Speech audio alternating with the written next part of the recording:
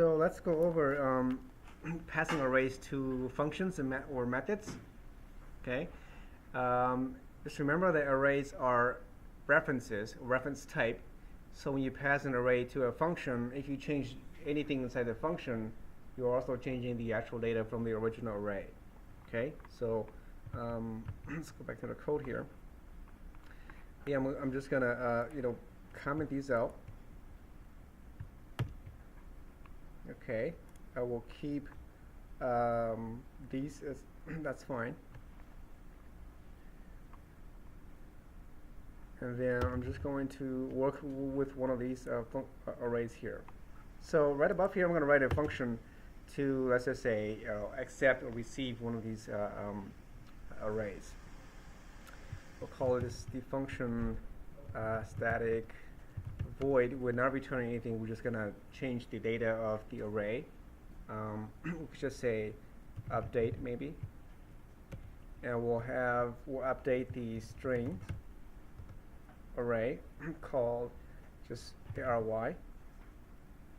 Okay, this is going to be an array, so again you want to put the string with the brackets here. You can do that here in the string data type, or you can do here in the array variable. It doesn't really matter which one. Okay, so either is fine, because Java uses both of them. But you'll find that this is much more confusing, well, not confusing, but it's not the preferred way in Java to put in the data type, because when you see that, because we always read from left to right, right? You read, you see the string, oh, that's an array, you know that already, so you don't have to care about next. Okay. Whereas if you don't read this part, and if you think, oh, it's a string, you may think that it may look like this, right? Or maybe like that. You may say, oh, it's a string, it's just a primitive string, but it's not. Actually, it's an array, because you don't see the brackets over here. So that's why it's preferred to have it in the front here, so you know that it's okay. I'm expecting a string array. Okay, so that's the advantage of using the brackets in the data type instead of the array variable names. So when I pass the data to this update method, then I'm going to modify the data in there, right? So I could just say, like, I could do a loop in here for int I is equal to 0, I less than the array length. Okay, whatever that length is doesn't really matter. It's a string, so I'm gonna just put some string in there. I could do something like an array of I, okay, equal to maybe you do like I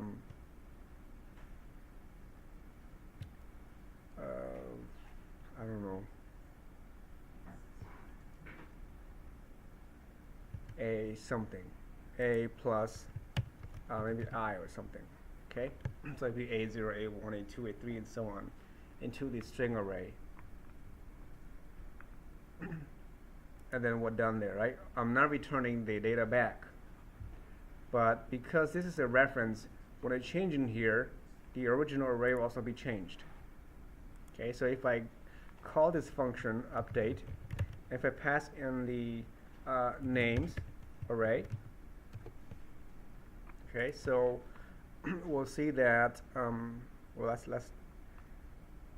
let's put this back in here. Well, we'll keep that in there, it's fine. Okay, so when I update the name, and I'm gonna comment this out and print it back. So now it's fine. So I pass the names to this function, and it's going to change all the names to a plus something.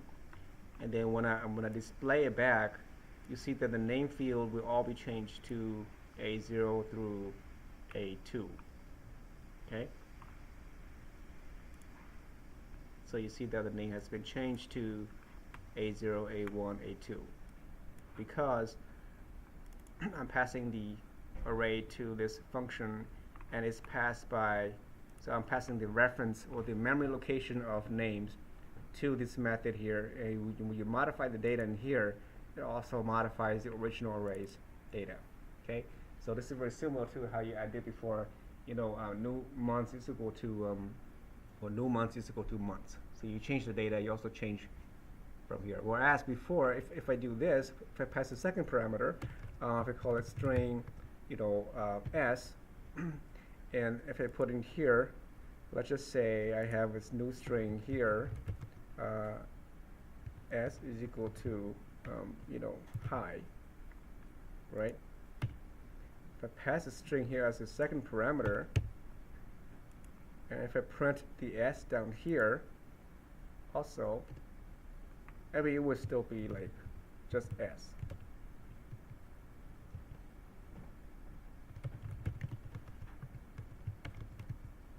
It would still be just, it wouldn't change, right? And let's say if I pass s into this function, I also change s in here as equal to now, wow, okay? So I'm passing the array as a reference, but the string I'm passing what's called by value. Okay, I'm just passing the value of hi.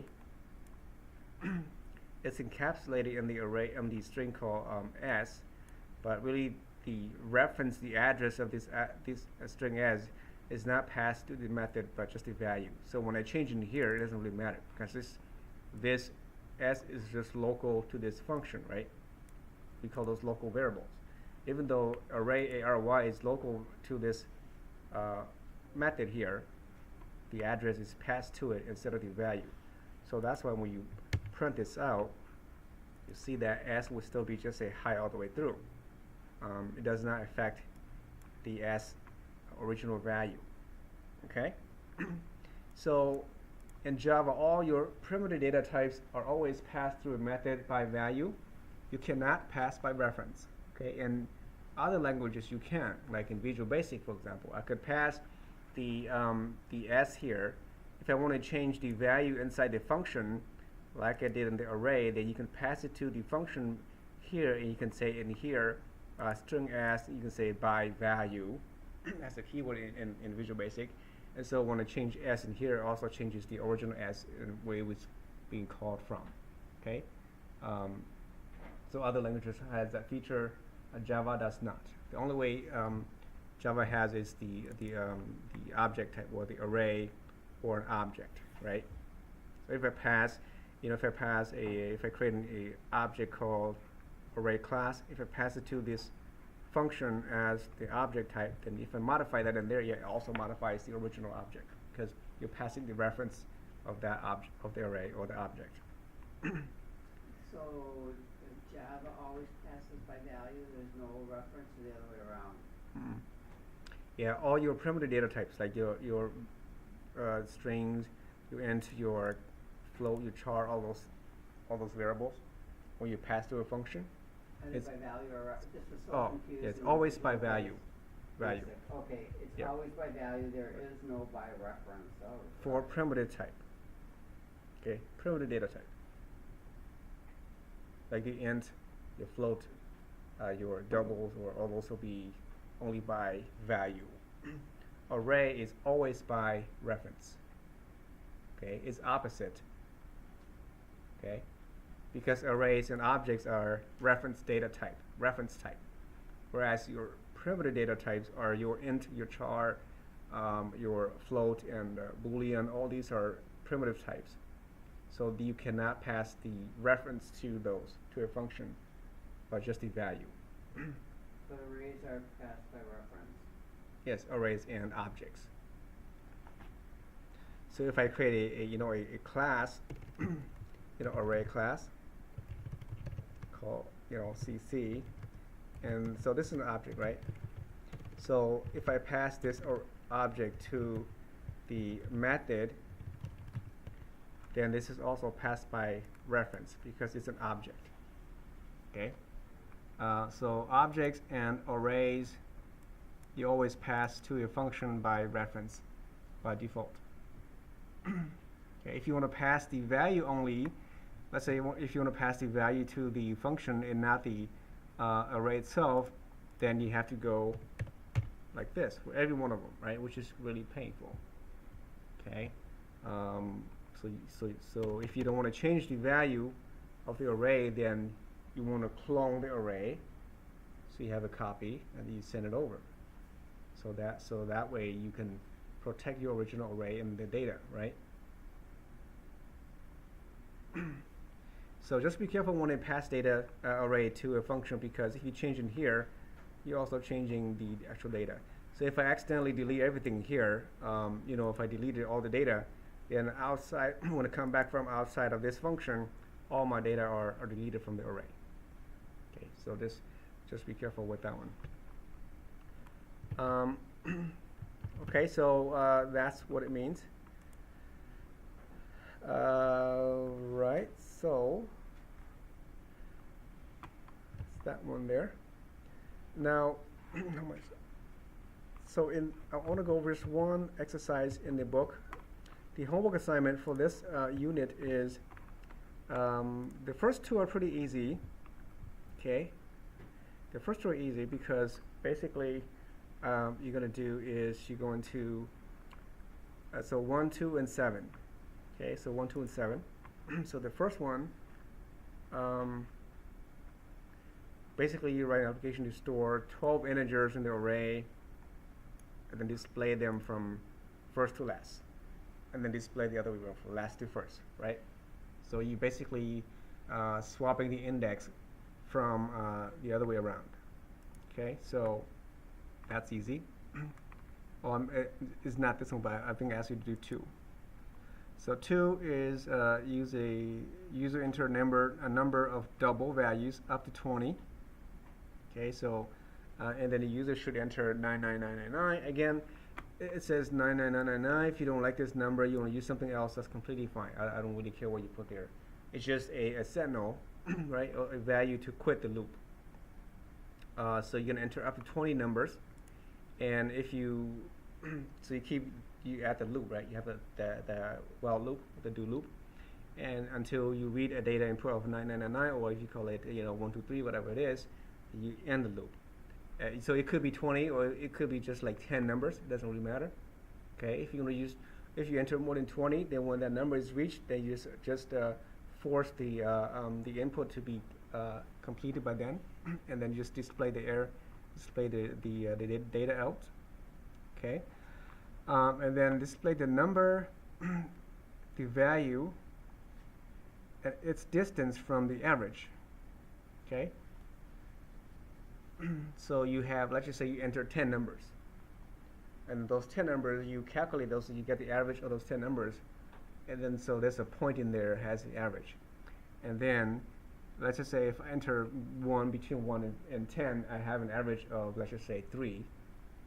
And so for every number in there you enter, you want to say how far is from 3 the average to number 7, so you get the distance between, right? So it'd be the number 7 minus 3 is 4.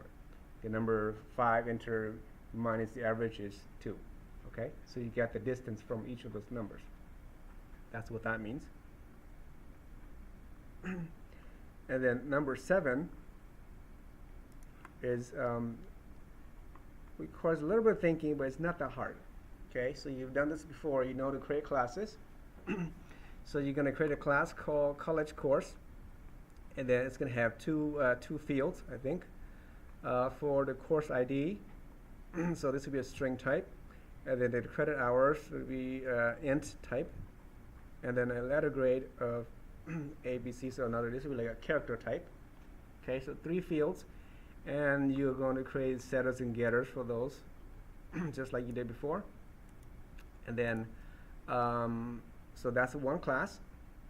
And then you have create another class called student, and then contain ID number field, an array of 5 college course objects. Okay. So remember this one. This is like a composition, right? Similar to the bread class. It's coming to haunt you again. Okay. So in your student class, you have a field called college course objects. That's an array of 5 elements. Okay, so you can have 5 classes, and then create a getter and setter for those. You then also create a method to return one of the college course. So you want to make sure that the array takes a integer argument. That means one parameter to be integer. That's the index between 0 and 4.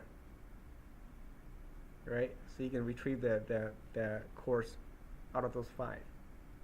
And then you need to set a method that sets the value of the student's course.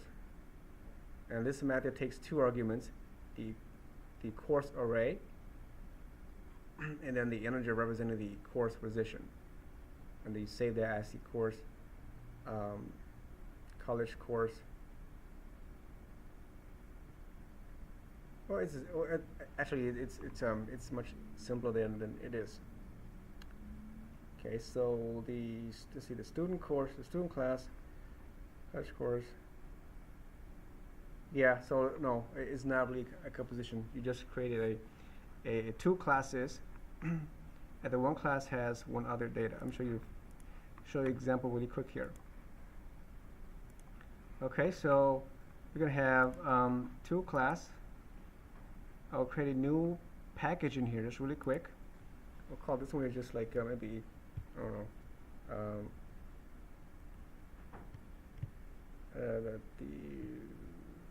what we call array class. Chapter 8 package is fine. Just a folder. So we'll have 2 classes. This will be the course class. Courses, or actually course. So no public static in here. It's just a plain course. And then I think the student class is your main class. So the student is your main class. Okay, so student class contain ID, number, and array of 5. Course, create a set a method for that. Create a method that returns the college course. Create a method to set the value of the student course. Takes the argument college course. Save the file as .1. RPO location from press enter that course. Put weights. Okay. No, it's wrong. No, this will be another class. Okay. So right, it is a composition. So in here you have the student, the string, what we call course ID, okay, credit hours, and then the letter grade. So it'd be like course ID, right? And then int credit hours, and then we have the char for letter grade. Okay. Again, you want to set these to private, right? So all of them will be private.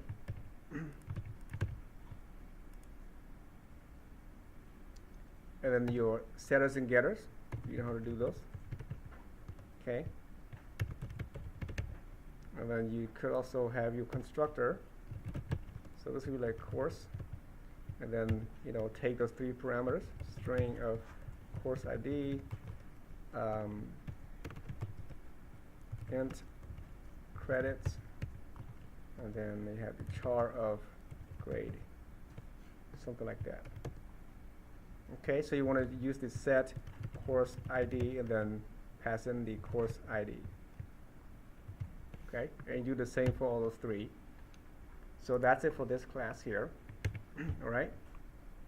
Now in your student class, you're going to create a field called ID. So again, private int ID, and you have another field called course, or they call it it's called college courses, right?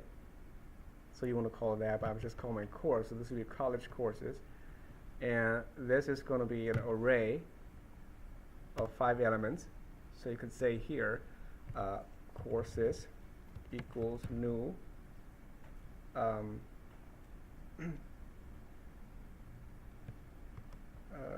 you could do here, or you can do in the constructor, is fine too. but I'm just going to show you how it could be done. So you can say courses of 5 array, 5 elements. So 5 courses. I mean, course here. So you create 5 courses, and then your constructor will be like similar to what you have over there. And then now you have 2 methods. The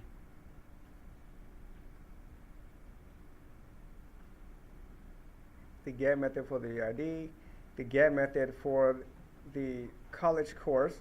So this method takes an integer argument, okay? So your get method for the ID will be very similar, just set it and get it for ID. But for the course, you want to do something like public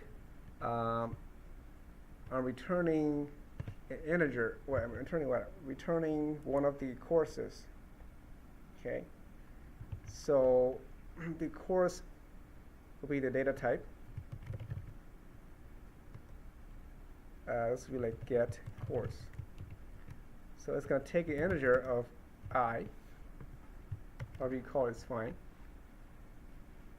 And then it's going to return the course, this one here, right?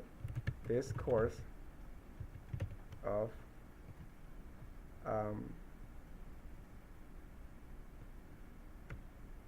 I.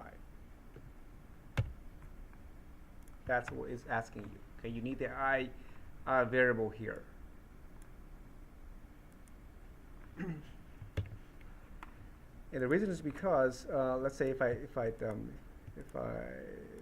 comment this out for now, the reason is because when later on when you write your actual program, you have another class.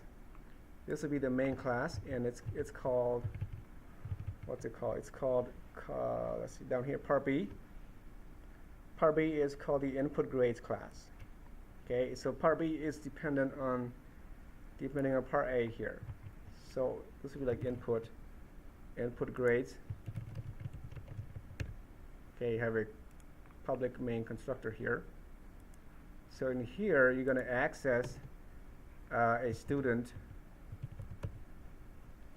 object. It asks you to create 10 students. Okay, so 10 students. So each student has 5 courses, right? So now the student class has students, new students of 10. So that's my 10 students. Okay. And then each student you have to initialize with the you have to instantiate each student. So let's say the first student, which is student 0, you need to do the new student first before you can use it, right? So you do that for 10 of them. And then now you want to add the data to the grade. Okay. So you have, here you say, you get the grade. We just did that. So the next one is you create, so that you set the grade. It also takes 2 parameters. Okay, and then you set the grade. So let's just say once I set the grade to the grade parameter here, and I want to receive the grade back, then you want to say now student 0 dot get the class dot get grade. Right, so in the get grade, let's see, the student get course, I'm sorry, get course,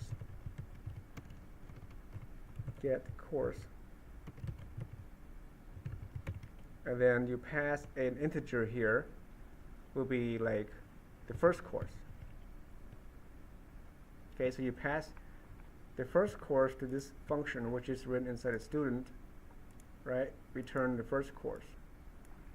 I want to get the second course or the third course, that you put a value here. So between 1 through 4. Okay. Right. I mean, I didn't do this part here, but you will have like, public returning type for the for each of those. For let's just say if I have char get letter grade,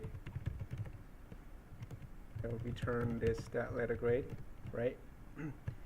If I have that in there, then I want to return I want to get the grade for the third course, the get grade. Okay, so now I'm getting the grade for this course 3. And if student has another class, I mean the first course or second course in this case, you get a letter grade for that, and so on. Okay, so all these belong to the first student, and then the second student, you do the same thing, right? You would new that, and then now you would do the same thing. Give me the first student was second student, the first course, okay? The grade for the first course. Give me the grade for the second course, okay? And then give me the course name for the first course, okay? You see how that goes? Okay, so